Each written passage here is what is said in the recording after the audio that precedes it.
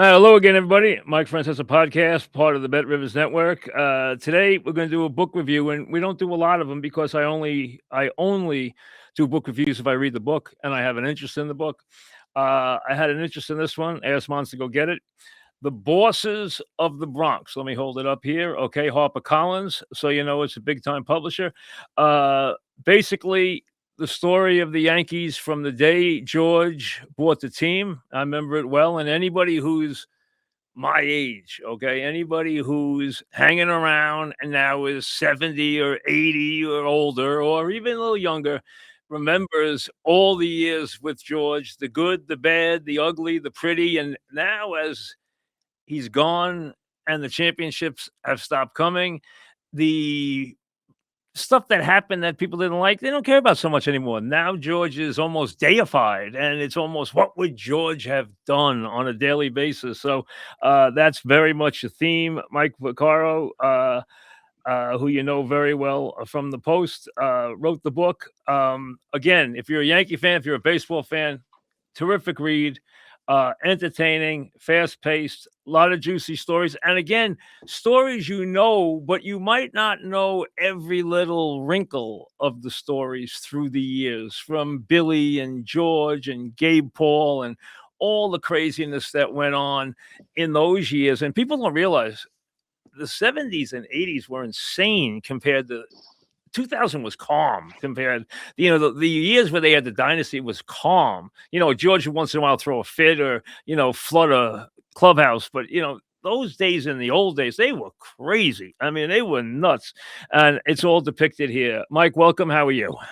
Mike, it's great to be with you. And you're right. I mean, that's the reason I wrote the book, to be honest with you, is because there's so many younger generation fans and even fans of our generation who just have selective amnesia and kind of forget, they just remember the avuncular George who would go into Yankee Stadium with waving both hands and getting cheered. And that wasn't always how he was greeted, even in his own ballpark, as you remember well. Mike, the book is timely for a lot of reasons. First of all, the Yankees are always interesting. People care about them. Their fans are legion. They feel like they're part of the tradition and the pinstripes. And you talk about that, and they understand how important the pinstripes are. But the reason is, I think that we are coming to a point now with the escalation of what franchises are worth, with the way franchises will be financed. Wall Street will be more involved. Venture capitalists will be more involved. The Steinbrenners, the Jerry Jones, the whole cult of ownership that was created really by George. They were all jealous that George was such a big celebrity, and they wanted to be. A lot of them wanted to become celebrities, and they owned companies, but no one knew who they were. They wanted to become famous. They bought a team. That's coming to a close, I think. And I think it's a dying breed.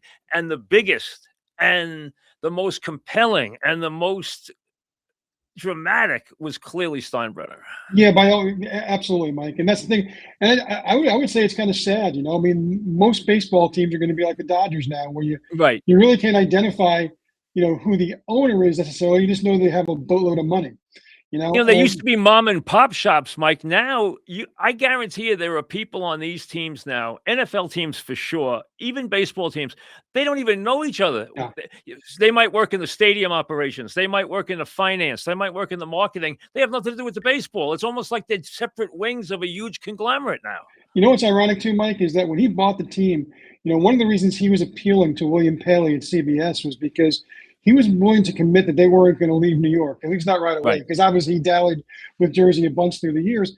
But the team that was the group that was the highest bidder in the clubhouse was led by Goldman Sachs, and that it's almost precursor. If you have a financial house that's going to run the team, it's a lot different than having a guy who runs the team. And of course, the thing with George is, he only put up a fraction of the cost. He put up $168,000 of his own money. But he was from day one, he was the face-forward leader of the team.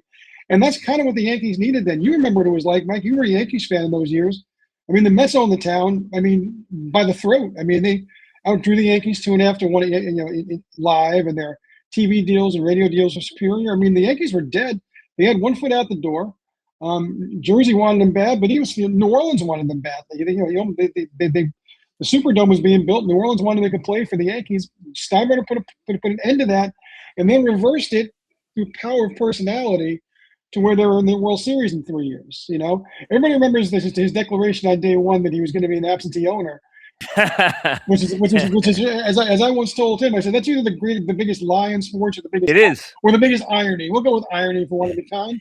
Well, it's one of the great lies of all time. I'll be an absentee owner, and there was never less of an absentee owner in the history of sports. And he admitted to me, Mike, through the years that I knew when I said it that I was probably not saying. I know myself too well to know I'm going to be an absentee owner. I mean, of course I'm going to be involved. But the other thing he said that day was we're going to be in the World Series again in 3 years. That was lesser known. And like Maury Allen, who worked at the Post for many years, stood up and said, "We're going to hold that to you." And of course, in 3 years they were in the World Series. And they took back the town. And more to the point, the Yankee brand was really reestablished to a way that it still exists. Name 5 more famous logos in the world than the interlocking NY. And, part of the reason for that is that the Yankees became the Yankees again under George. And George is the one, through power of personality, good and bad, all of it, that made that so. I remember when I was a huge Yankee fan. I was in college at St. John's at that time. I wanted to be in sports. I wasn't sure. I had never heard of WFAN there. I hadn't gone to CBS yet. I didn't know WFAN at that time. I didn't know I was going to be a radio broadcaster. But I knew I wanted to be in sports. And I always followed the Yankees religiously. I was a Mantle freak. I loved Mercer. Okay. I was very upset when they traded him, even though I knew it was a good trade for Bonds. And then they turned that into an incredible trade for Mickey Rivers and Ed Figueroa, which really was one of the basis of their foundation of their resurgence. Yeah, really an amazing trade. They made some incredible trades, like the Willie Randolph go down the list, the Nettles go down the list. I mean, so many great trades at that time. But the thing was, you're so right, Mike. When I first got a car, and I was a baseball player in high school. When we first got a car, and I had a younger brother who was an athlete, we would hop in the car and we would go to the stadium all the time. And you could buy tickets, give the usher $5, move downstairs. There was nobody in the building. My first year I had a car was the summer of Celerino Sanchez. Okay, Sparky getting out of the Datsun with the cape, the count, and all stuff like that. And it was a fun year. And they were a little better. I remember Pride of the New Yankees. I had that on my wall. Sure. That Sports Illustrated cover. We thought Mercer was a big deal. We didn't realize that he was living off the porch. And then he goes and everything. And we know how different things became. But people don't realize, as you said, the stadium was broken down. The Yankees didn't draw. The American League wanted the Yankees to fail after their incredible run. The free agent draft comes in. They don't trade with them. The Yankees are slow to black players. All the reasons, go to Havelstram's 1964. You get all the reasons why the dynasty crumbled. Sure. They let it crumble. And then, it took years and years. And people don't realize what those years were like and how quickly he got it built back up. I went to 2 games in the 76 series. My late brother's gone. He and I went to 2 games. The 3rd and 4th games, freezing nights, 32 degrees both nights, freezing. Johnny Bench put on a show. The Reds embarrassed us. I always wanted to play the Reds again with the 77 or 78 teams because I was so much wanted to get back at how much the Reds just gave us the back of their hand. But people don't realize how quickly he got things turned around. It was remarkable. Yeah, he really did. And, the irony, of course, Mike, is that, this isn't to take anything away from him because he was still the boss and he's still signing the checks. But the irony is that the 2 great years of prosperity were built in absentia, right? Later on, it was because Stick Michael wouldn't trade any of the core 4 plus Bernie. Poor Bernie. We got to get a rhyme, Mike, with 5, so we can include Bernie in the core 4. I love Bernie. Bernie's one of my all-time favorite players. So I have a close relationship with him, and he should be remembered. And it's funny because you talk about the 2 exiles, the exile because of the Nixon, the exile because of Spira. And that's when I came to the fan with Spira. Mm-hmm. I did the big interview with Spira, as a matter of fact, and I had a 200-page thing that I was going through, and I'm killing the poor guy. Just killing him. And then I did George, and George got furious at me, as a matter of fact, because the first time I ever interviewed George, he yelled at the general manager, yelled at the program director. He was like a prosecutor. He killed me, blah, blah, blah, blah, blah. And I remember that was my first time. I wish I had been on the air during the George and Reggie and Billy years because I thought they were all buffoons, all three of them. They all deserved each other. They were so phony. They were always fighting. Then they were always making up, and they were always fighting. And they needed each other, though. They were a great show. They really were. And Mike, I'm with you. I'm the same way. Doing all this research and look, a lot of what I did, I lived through, but not a lot of it. I mean, not all of it. But maybe, I think I started writing about the Yankees around '95 or so professionally. Right. But so I obviously knew about all this stuff growing up as a baseball fan in New York. But that's the thing. When I would immerse myself in all these back page wars of '77, '78, I'm like, I wish I had my job then because I can think of no more fun job then. But I mean, that's the thing. Also, like we talked about the first time, George was gone because, like you said, because of the Nixon campaign contributions, and he brought Gabe Paul as part of the original partnership, and Gabe Paul built the Yankees. All the trades you mentioned, a few more, and by the time George came back in time for the '76 season, they were ready to compete. But you mentioned that '76 World Series. That was really fundamental in the George story too, because he was as upset as you were, as you can imagine, by getting swept by the Reds. They embarrassed. Let's be honest. Yeah. As a Yankee fan, did you grow up a Yankee fan, or were you another fan? You're not going to believe this, but my dad was the kind of guy who made you root for New York.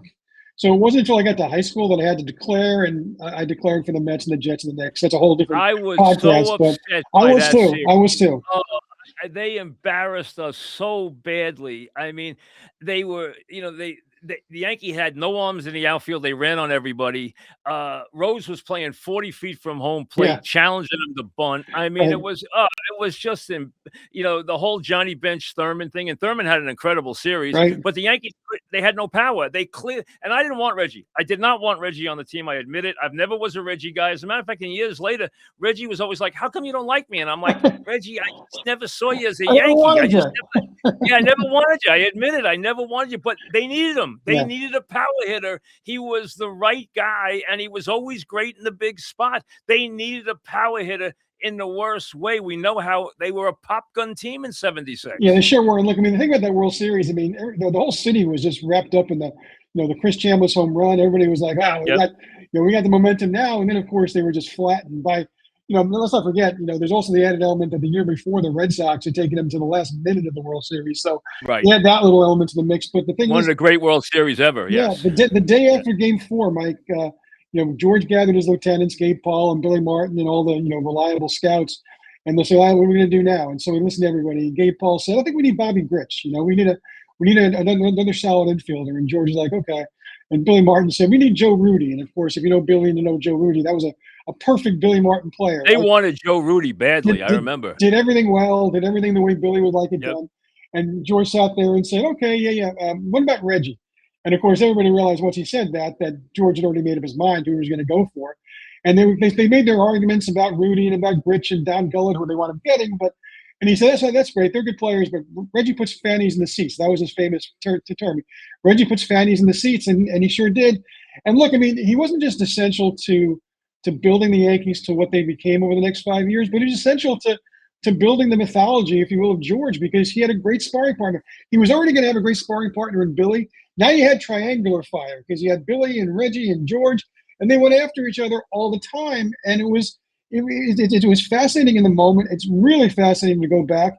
I mean, I spent some time talking to Henry Hecht, who covered the team in those years.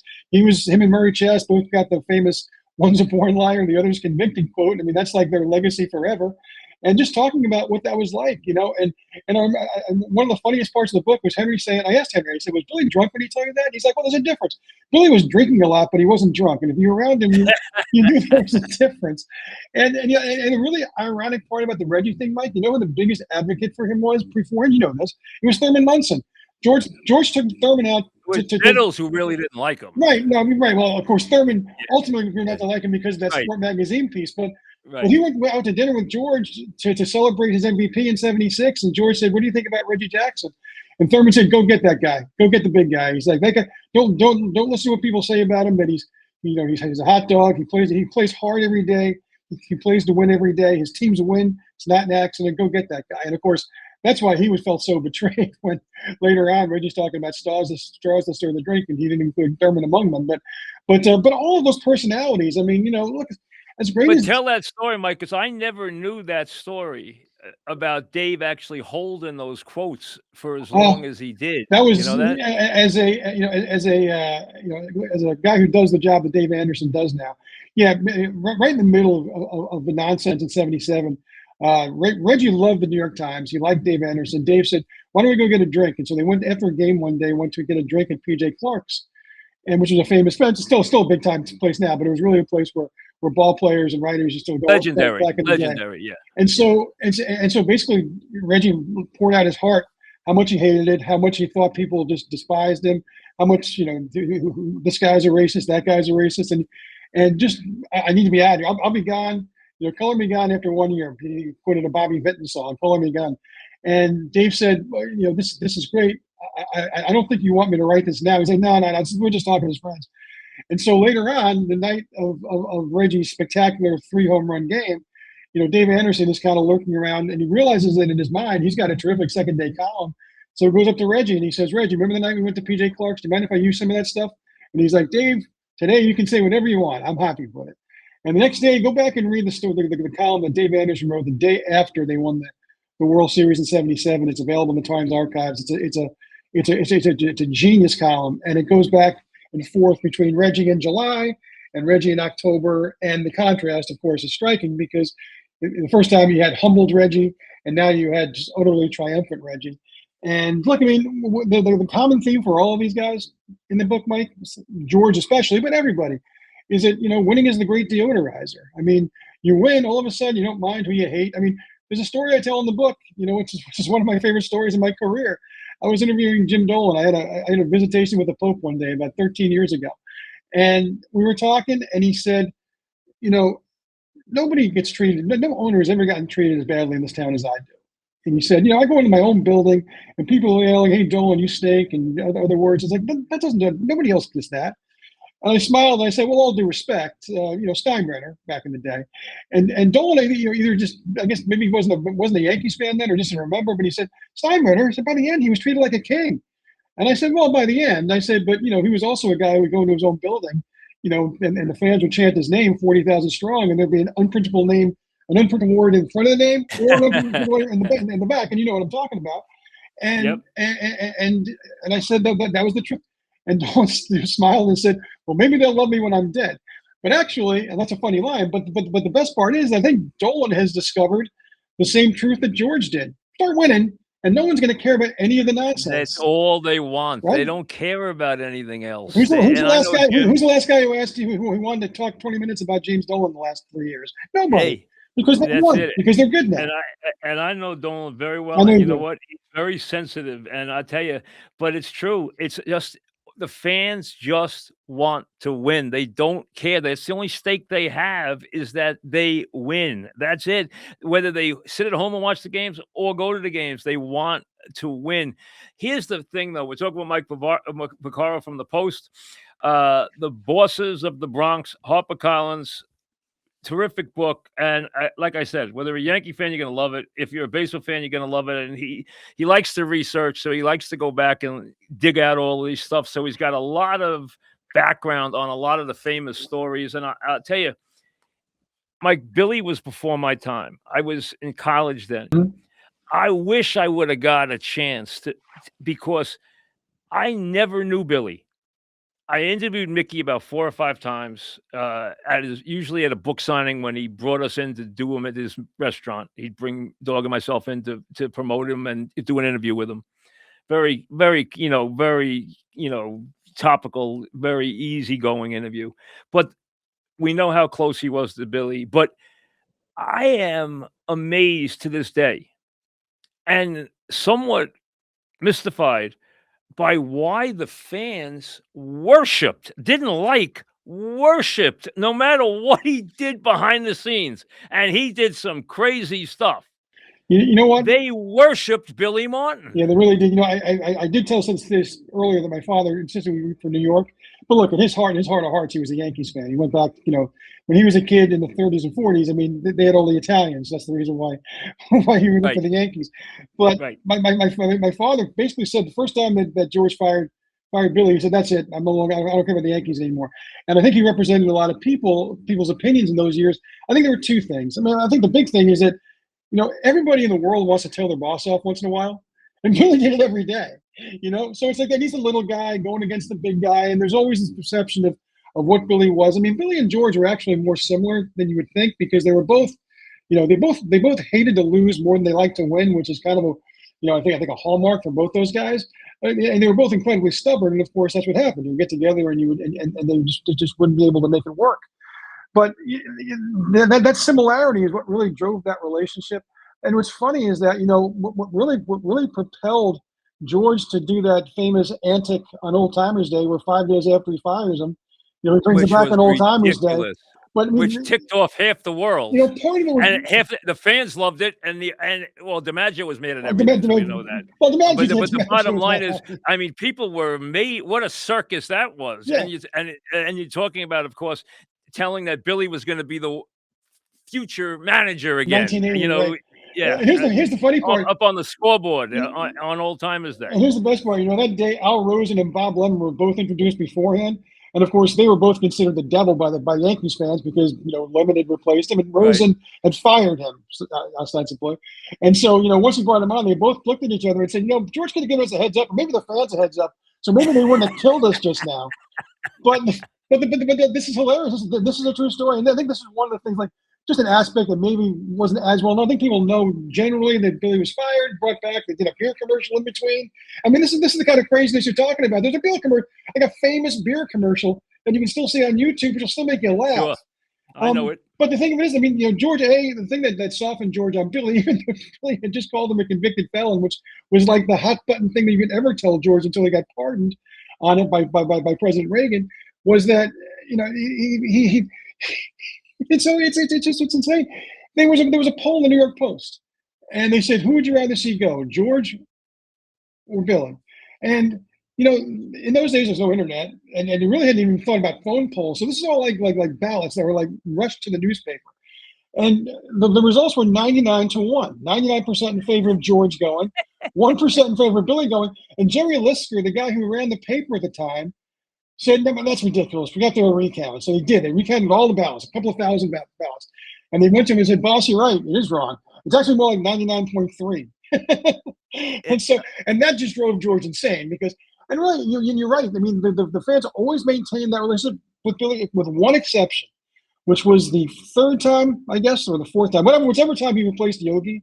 I think people really were unhappy with that because A, they loved Yogi, and B, there was this idea that maybe Billy might not have been quite as good a fan to Yogi as Yogi had been to Billy. Well, he also knocked him. He knocked him. Which Yogi didn't love, obviously. Yeah. That was the only time that's the only time that it wasn't 100% approval rating when they brought him back. But every other time it was. And look, you and I both know that if Billy hadn't passed on Christmas Day 1989, there's like a 95% chance he would have replaced Bucky Dent early in the next year, instead of Stump Merrill, who did. And they would have had Billy 6, and they might have had Billy 7. Who knows? I mean, it's. And this, you think about the Steinbrenner things, the relationship with Reggie, the relationship with Billy, the whole craziness with Winfield and Howie Spira. Even a guy like Steinbrenner, even taking a phone call or getting involved with Howie Spira. How can you? I mean, listen, I know he wanted to get Winfield. I know Winfield drove him crazy, but can you imagine doing business with Howie Spira? Well, and that's the thing. And you had a great conversation there with his wife on the phone with Howie Spira. I mean, basically his wife said, Howie, get a job. This is how insane it was. I mean, he used to call us all the time. Oh, I know he did. I mean, you can just look at him on the phone if you want to talk to him.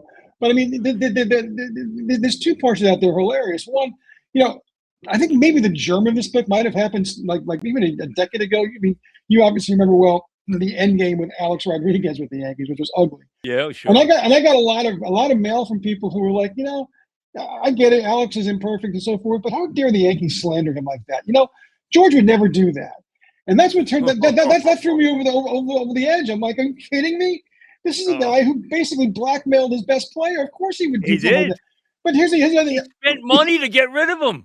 Excuse me. The other thing is that, somebody not so long ago, Mike, asked me, that Howie Spira, the George Steinbrenner getting suspended the second time thing, wasn't that like he hired a private eye or something to get dirt on Dave Winfield? And I'm like, take a second for there.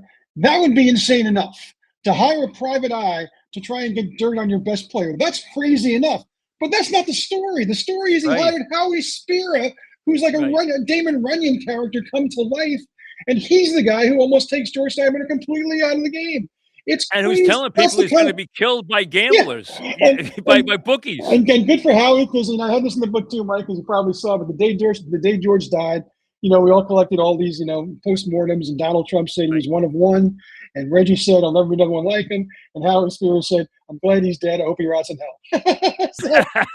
so he got the last laugh, I guess. But that leads to the exile and leads to the dynasty because Stick and Buck get a chance, and Gene Michael is an incredible hero in the Yankee lore because not only did he have a great eye for talent, but he was able to diffuse so many trades. Steinbrenner had traded Andy, he had traded Bernie, he had for Larry Walker. He was, I mean, he had these guys out the door. He had Mariano Rivera out the door. He had everybody out the door at one time or the other, and he was able to diffuse these and wait him out and then go to town when he had a chance to go to town. You're right. Look, Mike, you know this. I mean, there were two George Steinbrenners that ran the Yankees, and the one that was the good version was the guy who was actually ahead of his time in a lot of things. I mean, he realized even as he was signing Catfish and signing Reggie and signing Goose that you couldn't build a team by just buying the best player in the market every year. You had to invest in a structure of infrastructure that would allow you to have a core all the time that you can build around. And so he was among the first to really invest in infrastructure. Really, and he bought the best, which was smart. He spent and he bought the best. He bought Hunter. He bought the best players right. most of the time. But he believed in like buying the best scouts also and investing in that in the farm system and so forth. So that guy was really kind of ahead of his time. The problem is he shared an office with George the lunatic fan, who the Yankees were going a 4-game losing streak, and out would go Doug Drabick, and out would go Fred McGriff, and out would famously go Jay Buhner. And that's the kind of thing that Stick was dealing with, or that Stick had to try and work against, because that was what George did, in the 80s, all through the 80s. I mean, there was a famous moment when he shows up at Lou Pinilla's office at the trade deadline. He says, "Good news, Lou. I just won you the pennant. I got you Steve Trout." Update, they didn't win the pennant that year or any other year in the 80s for that matter. And the thing of it is that when he was gone, Stick would still get phone calls. Why aren't we pursuing this guy? Who cares if we give this Bernie kid? He's never going to. He would get phone calls, but George couldn't do anything about it. He literally had no power to do it. I mean, Stick was empowered, and the quiet heroes in all of this were Steinbrenner's partners who allowed Stick to do it the right way. They weren't bullied by George, and other partners that George has had through time might have done that. So they allowed this to stay in place, which not only allowed the team to stay in place, but also allowed George to come back. Because if he had started to interfere, he never would have gotten the reprieve that he got. I mean, Faye Vincent kind of helped him along because he wound up burying his own grave. But yeah, he did a bad job. He ticked off all the owners. Faye Vincent. Yeah. I mean, he thought he'd be like he could get that one moment of glory during the '89 World Series. He kind of tried to dine on that for the rest of his commissionership, and it just didn't work. But that's the thing. I mean, but Mike, you know this better than I do because you're in the middle of this also. The funny thing is, when George came back, he still had a little muscle memory left about the way we used to do things, right? So they finally get back to the playoffs in '95, right? They have the glorious series against the Mariners. The building almost comes down when Mattingly. I mean, that series, Mike, is so huge. I'm glad you hit on it because I've always said this. If anybody realizes at that moment what Mariano Rivera is, we have a completely different history for the Yankees. Yeah, my colleague Joel Sherman wrote a book about the '96 Yankees once, and his lead was, "What if Buck Showalter knew what he had in the bullpen?" Just what you're saying. He had no idea. I mean, no one did. I guess nobody did. Nobody did. He was good that year, but he wasn't Mariano yet. And that's the thing is that after that Game 5 in Seattle, which was a great game, killer. I don't have a dog running around the studio at 1:00 in the morning when they score, and he's hammering me as we're getting ready to go on the air. We were going on the air after the game, and we were in the studio, and he's going crazy, throwing things in the studio as they score. But Mike, I've been doing this for a lot of years. There's been a lot of pro locker rooms, a lot of losing locker rooms. The only two times I've ever seen a locker room that looked like a high school locker room looks like when lose the state championship game and everybody's just crying. Right. One was in 2003 with the Red Sox after the Aaron Boone home run, those guys look like like they just been destroyed.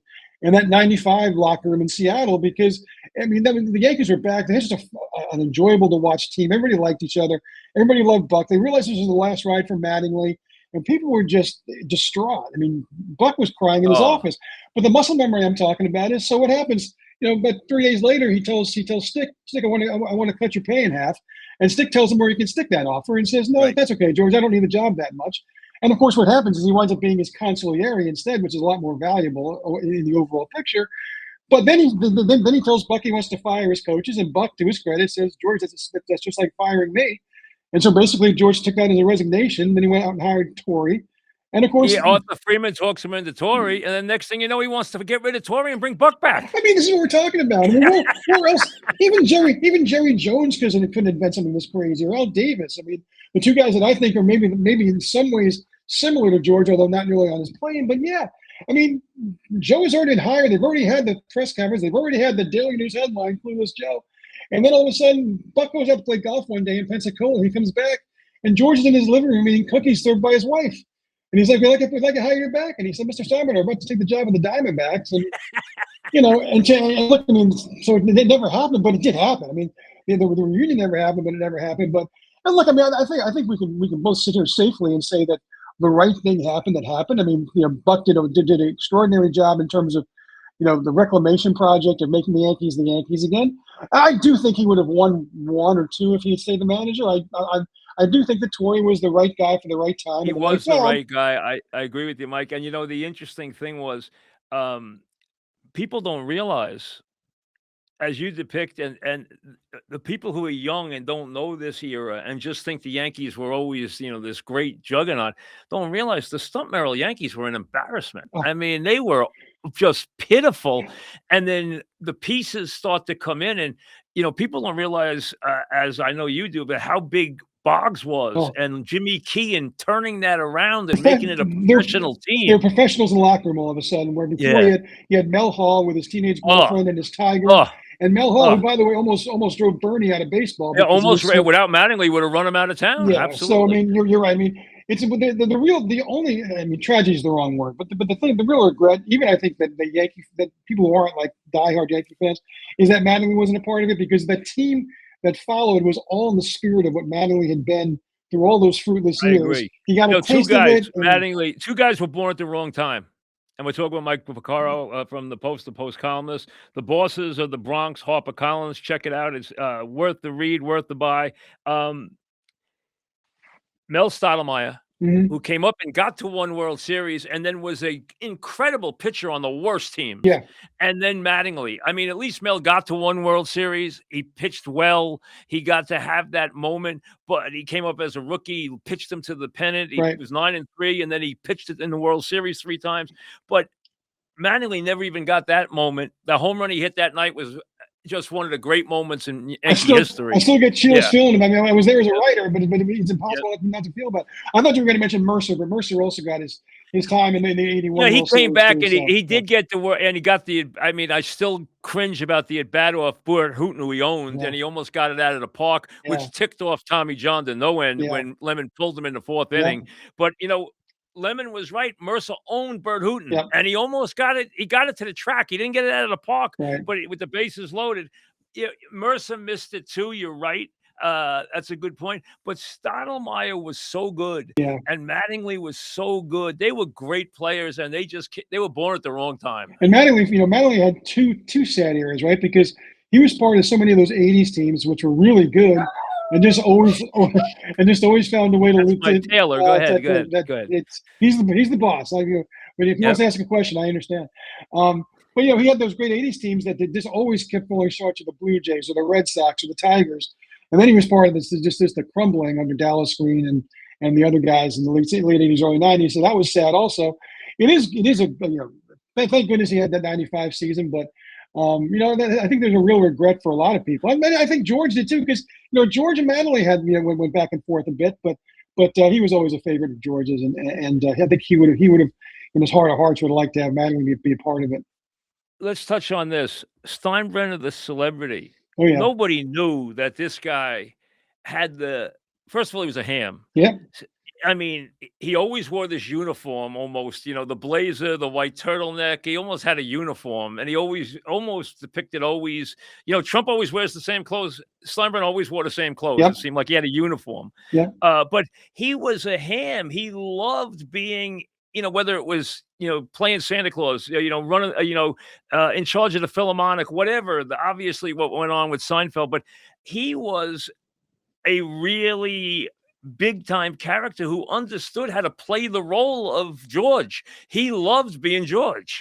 Yeah, he really did. And, he told me a story once. He's like, I was the only owner who ever got a technical foul, right? I actually did know that story. Back when he owned the Cleveland Pipers in the ABL, right. He went onto the court because he didn't like a call, and he started kicking the ball.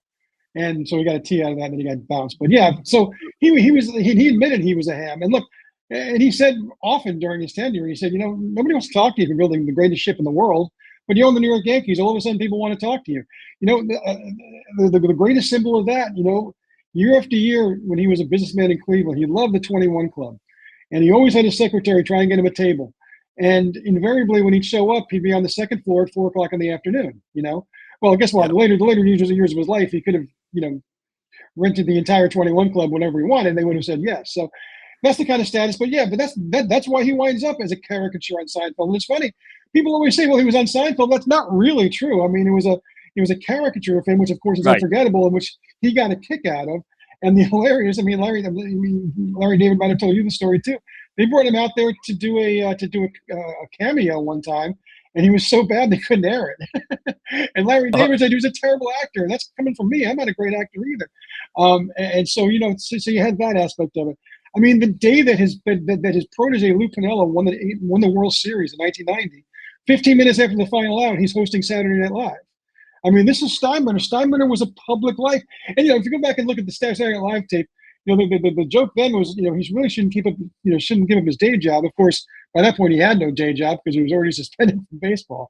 But there was a couple of funny scenes, including he played a hardware store owner that couldn't fire people, and so his boss kept trying to teach him how to fire people. That was kind of funny.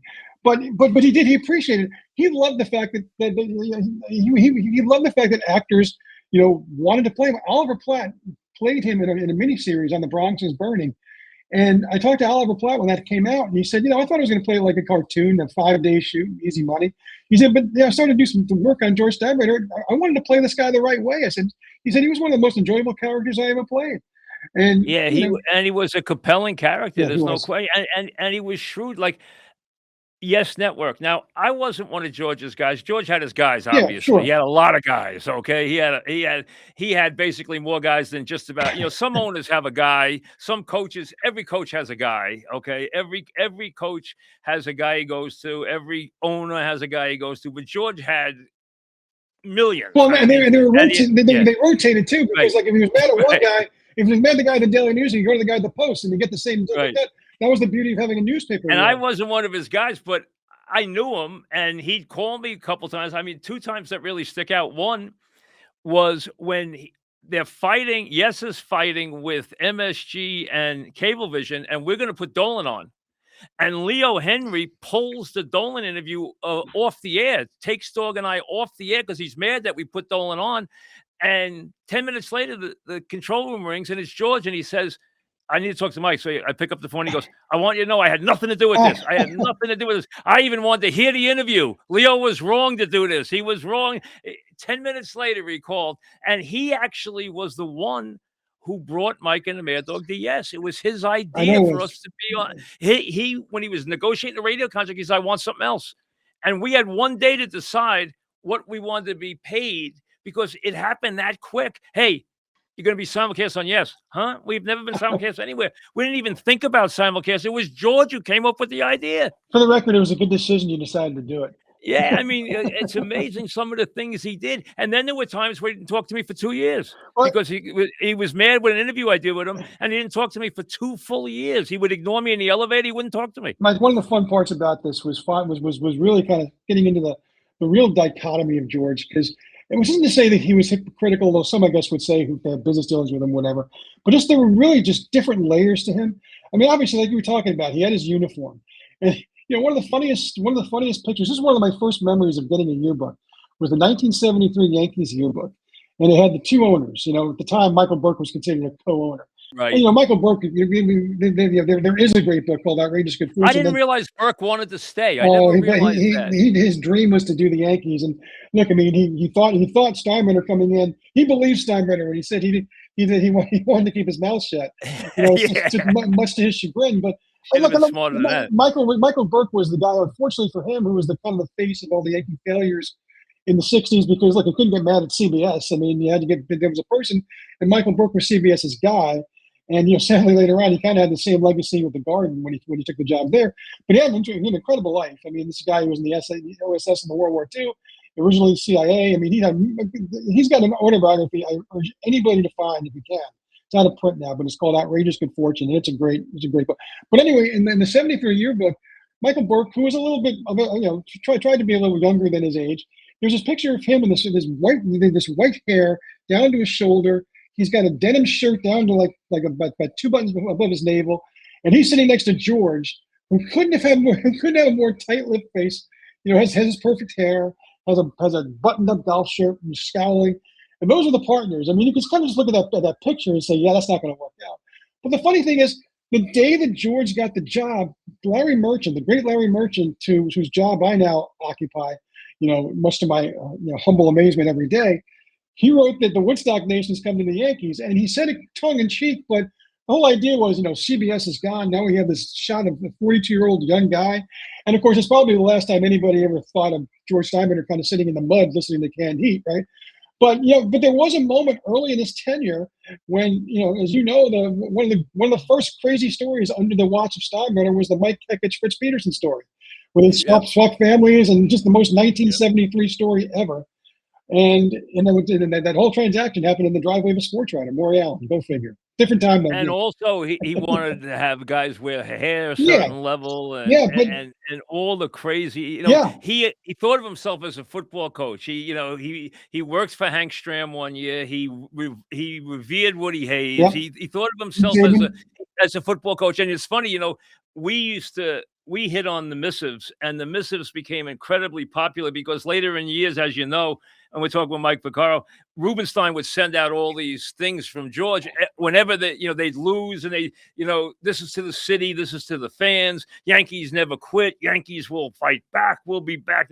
And the missives became, on our show, insanely popular. And insanely popular. You put the soundtrack behind. I mean, it was Patton. Yes, it was must-listen. It was must-listen radio.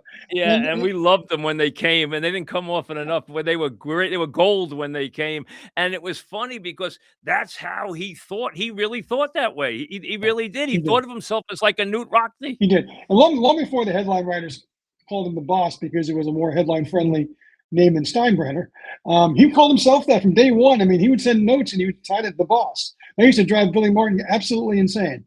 And his first day on the job at Yankee Stadium, it's funny. You think about how strange this is, right? So the first game the Yankees play when he's owner is in Boston. That's the first game in the DH, so when Bloomberg becomes the DH. But George wasn't there. He took the invite of Joan Payson to go watch the Mets. So he was watching the Mets and Seaver beat Carlton in person and listening to his Yankees get blasted on the radio, and he's going crazy, right? And so a couple of days later, they have the first day, and of course, the way fates work, right? They're playing Cleveland, which is George's team growing up, and so he always wanted to beat the Indians, always wanted to beat that team.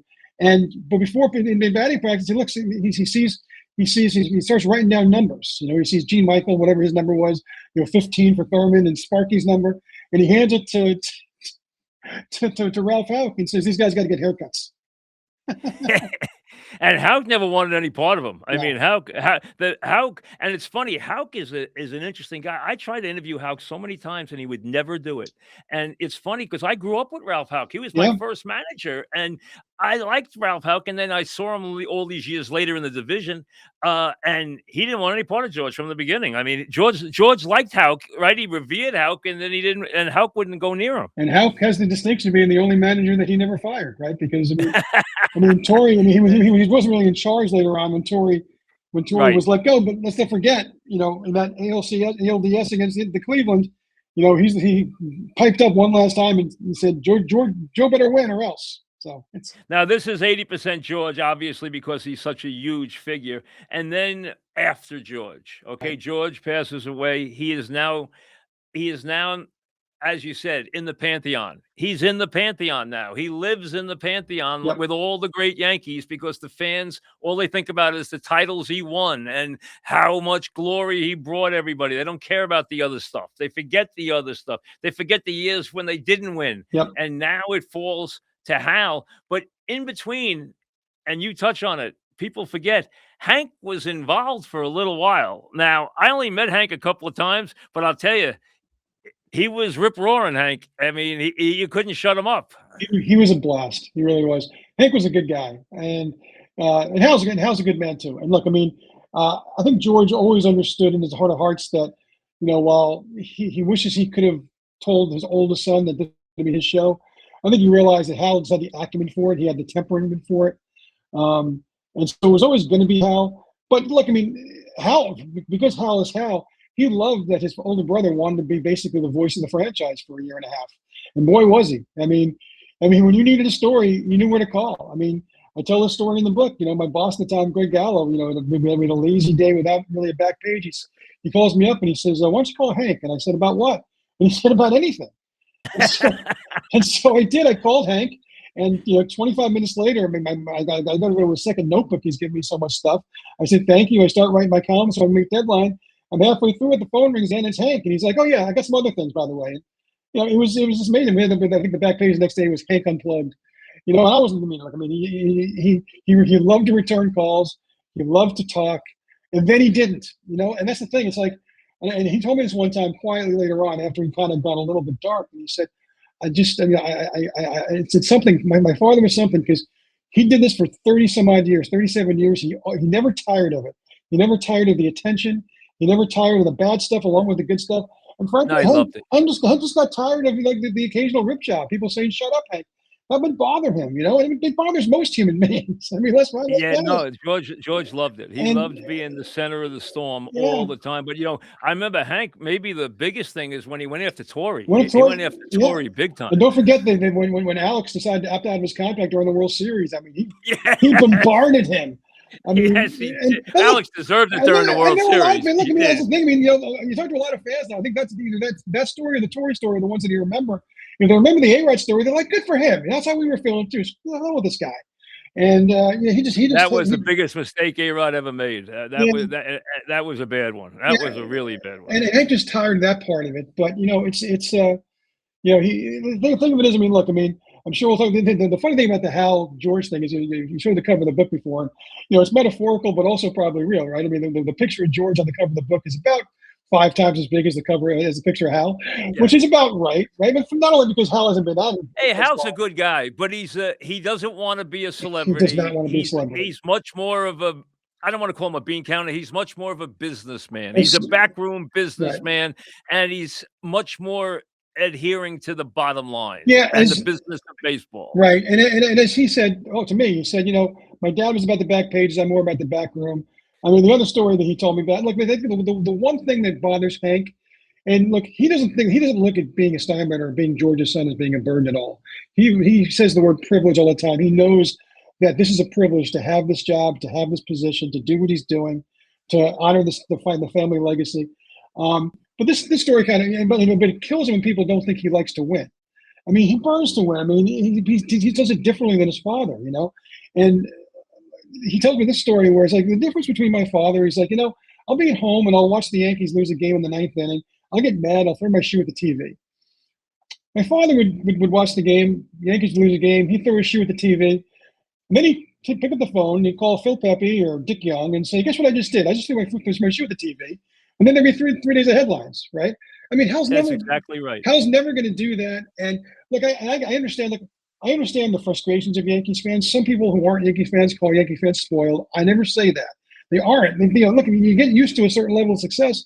You start to enjoy it. Are Patriots fans spoiled, or they just expect good stuff? I mean, I think it's the other thing.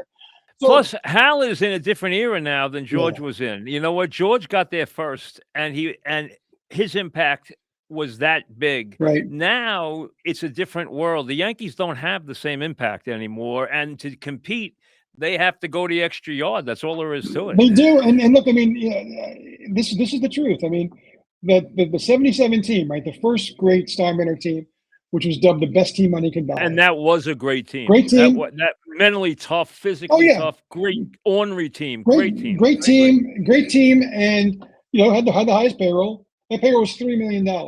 Now we can laugh about that, like that's amazing. Like the same way bread was 5 cents back in the day, right? Okay, but even if you adjust $3 million in 1977 to what it would be in 2026, it's about $17 million, which is about what they're going to pay Judge through July 1st. Might be what they pay Garrett Cole before he ever actually pitches a game this year.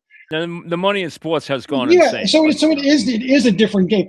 George would hear about it from his partners that we haven't had a dividend in a couple of years, boss, and he'd laugh and say, "Well, how do you enjoy your season tickets?" Just think of them as good season tickets, and then they laugh and they move on.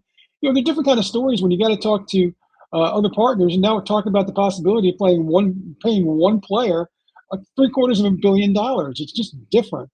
And look, I mean, the other thing I would say about people who want to just talk about how Hal doesn't care, you know what? George cared a lot. And how'd that work out for him in the 80s? I mean, right? I mean, it doesn't always. Hey, and then in the 90s, I mean, they were terrible under Stump Merrill. They had bad droughts. They're in a bad drought now, no question. Right. All right? And 09, I say this many times. If 09 doesn't happen, this franchise would be a completely different franchise. 100%. Completely different. You're right. And it's, the thing of it is, I mean, technically that title probably belongs to Hal because George is still alive, so he's going to get credit. No, that's Hal's. I agree. That's Hal's. But he doesn't see it that way because he doesn't want to have any kind of, in any way, be interpreted as ever taking anything away from his father. So he burns. Look at.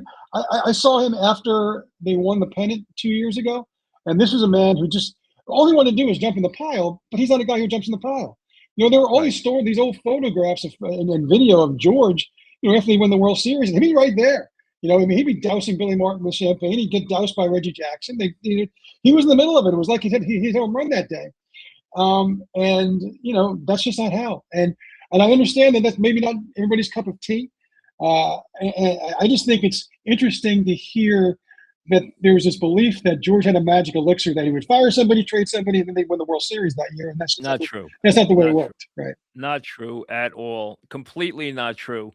But they did win a lot, and that's what he gets to have as his his final song, and it makes a big difference because winning, as you said, makes all the difference. One last thing, and we could do this all day because sure. I mean these are great memories to go down. It's my life for the last 40 years. I mean, so you touch on briefly the next generation. I've always wondered if Hal would turn around one day and tire and take the $1 billion and split it up. Everyone tells me they won't do that. Okay, and I'll believe them because I've always thought they might, but the $10 billion and split it up, doesn't look like it's going to happen. It might happen to the Maras. It might happen someday to the Steinbrenners. Who knows? Because the money might just get that extreme. But here's the deal: the next generation is in place, and you hit on the one kid who you hear in the buzz about, who is the future, that he is the future. Now, you didn't really go make him a star yet, but you mentioned him on purpose because you know that he is considered the next guy. How about him?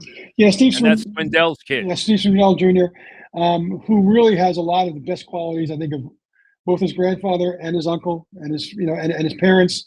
Look, I mean, the two daughters don't get a lot of credit for what they've done, but they're a lot of the backbone of the team quietly. And I can blame myself there too because I really only talked about Hal and Hank. But look, I mean, Swindell he's a sharp guy. He's a bright guy. He's willingly and happily paid his dues. I believe he's in his jobs. Mid-20s. Is that right? Mid-20s. And he is, and everybody who has been around him says this is a guy who's gonna run things someday. But to his credit, look, I mean, there's no like Succession sequel here for an HBO show because he will at the beginning, whenever you talk to him, will say, look, I hope my uncle has this job for 30 years because he's young, he's vibrant, he's good at it, he's really good at the job, and we hope that he does this for as long as he wants to. And everything that he sees is that is a guy who still really enjoys the job. He's not overburdened by whatever criticisms there are. I mean, he's bothered by the fact the Yankees haven't won a World Series, but he's just not going to occupy himself for too much of his time worrying about it. He wants to do the best job he can for the Yankees. Look, I mean, the fact of the matter is that the family got an enormous break. I mean, you talk about the $168,000 investment that George had at the beginning, which is just unbelievable when you consider he died a billionaire. Insane. But, Insane. But the day he died, as you know, Mike, was 2010, and that was the 1 year in our history without an inheritance tax. So if he died in 2009, the family would have had to pay about $550 million in taxes. If he died a year later, it would have been more like $650. And I'm not sure they could have kept the team then. That's a lot. That's a big chunk to have to fork over. But you know what? Because these things happen to this guy, merrily a lot through his career. I guess it felt like if he had to pass, I mean, that's the time to pass. And so they didn't have to pay that inheritance tax, so they were able to keep it this long, much longer after the fact, 16 years later. And I think it's part of who they are. They really look at it as a civic responsibility. They do. They believe it, and I get it. I mean, it's not easy at all anymore. Not that it was easy when George did it, but we touched on it earlier. I mean, you're going up against the deep pockets in California. You're going against the deep pockets in Toronto in your own division, right? I mean, if the Red Sox ever decide to spend money again, they have unlimited resources. And even the Mets. I mean, the Mets are owned by a guy, but that guy's basically his own economy, right? And, he's worth a fortune, right? And Mike, let's compare the Mets that Hal has to deal with the Mets that George had to deal with. Once the Mets had their success in the '70s. Joan Payson dies. Lorinda DeRelay is the owner. This guy's the richest man in baseball. Yeah, Lorinda DeRelay was an owner who was asking her people if they could retrieve foul balls so they could use them the next day. Hal doesn't have that guy again. That's not Steve Cohen. And so, but he enjoys it. I really believe it. He says he enjoys it. I don't think he's lying to me. I don't think he's just saying it for the sake of saying it. I think he really enjoys this. So, I mean, look, maybe there's going to come a day when an offer comes along. The very first time George got a serious offer was about $150 million, and it came from a good friend of his named Donald Trump. And he said, no, thank you. And then Trump went and bought the Generals. Maybe somebody will come to him with a Godfather offer one of these days. They'll have no choice, but it'll have to be a serious number.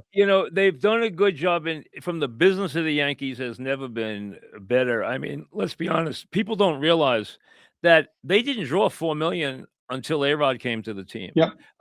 Even if you go back and look at their attendances when they were winning the championships in the 90s, it wasn't that overwhelming. Right. Last year, in recent years, they've played to incredible percentages of capacity. If you look at them on a Thursday afternoon in the summer, they got 45,000 in the building. It's incredible. And they have kids in the building, and they have families in the building, and everybody's got a Yankee shirt on, and everybody has a Yankee hat on. They are an incredibly successful business, as you said, one of the great brands, but they haven't won enough recently for anybody's taste. We all know that. Yankee fans are spoiled, and they expect championships. But the bottom line is the business of the Yankees is incredibly healthy right now. Incredibly healthy. Yeah, it is. And I think that's, people like to throw that back at Hank, at Hal, when he misspeaks and talks about, going against the Dodgers. Nobody wants to hear him say it. He's not going to get a sympathetic ear from a lot of people on that. They don't want to hear. Nor should he. They make plenty of money. Should he? And I'm pretty sure that if Hal could take a do-over, he would take a do-over on that. He knows. I mean, and yes, look. I mean, you're right. The business of the Yankees. Look, they're not worrying about things the way they were in 1973. I mean, when you wondered if you could keep the doors open. It's amazing. I mean, everybody in that stands. You span that place on any day, any weekend. The place is full. Yeah. And there's a million kids in there, and every person's got a Yankee thing on. They got a Yankee jersey on, a Yankee hat on. And you go in that store in Tampa in March or February, you know this, that store is stocked full of people. The money going through that store every day is insane. I mean, it's amazing how successful they are. The brand is incredible, and hey, I wouldn't want to give that up. It's a license to print money. It really is. I guess if I'm Hal Steinbrenner, somebody wants to come to me with $12 billion or something, I'm like, well, how about we see if in 2 years you might want to offer me 15 or 20? Who knows? I mean, that's the other hilarious part about this. The Yankees, of all teams, are the only team since the 50s that have been sold in pro sports at a loss. In baseball, anyway, at a loss. They went, and Haley tried to hide that too, right? Yeah. He tried to hide that. He didn't like that idea. Didn't like that idea. Hey, the book, The Bosses of the Bronx, HarperCollins, Mike Vaccaro. Again, if you're a Yankee fan, pick it up. And if you are a Yankee fan now who's 20 years old, who likes to think that he's like the Yankee encyclopedia, you know what? You need to go back and take this history lesson, because there's a lot of stuff in here through the years that you think you know about what went on that you don't know. And it's all here in the book. So check it out. The Bosses of the Bronx. Mike, thanks for your time. I appreciate it. Good luck with the book. Terrific read, very entertaining. And like I said, it's a walk through, really a walk through the last, 40 years of the Yankees, and through the amazing years of George, who I have to admit, I've said multiple times to Susan or to whoever who was extremely close to him, hey, everybody misses George. You can't replace George. There's no replacing George Steinbrenner. There just isn't. Certain people you can't replace. You can't replace George Steinbrenner. Never going to happen. And yeah, I mean, the one thing I can say for sure, his life was worthy of being preserved between the pages of a book. And I'm really happy that I had the opportunity to do it. And I hope they put him in the Hall of Fame, because you know what? If Bud Selig's there, who has no right being in the Hall of Fame, if Bud Selig's there, George belongs right next to him. Yeah, 2 points. Hal says it this way. He says, look, you can't write the history of baseball without throwing a couple of chapters my father's way. And he's right about that. And that's a guy who belongs in the Hall of Fame. And every other owner that's in the Hall of Fame won 9 championships on their watch. George won 7 by himself. To me, yeah, and he owned the Yankees. Yankees. So that matters. All right. Thanks very much for coming on. I appreciate it, Mike. Thank you, Mike. It was great. Thank you. Good luck with the book. Thanks Mike Vaccaro of the Post, The Bosses of the Bronx, HarperCollins, back after this.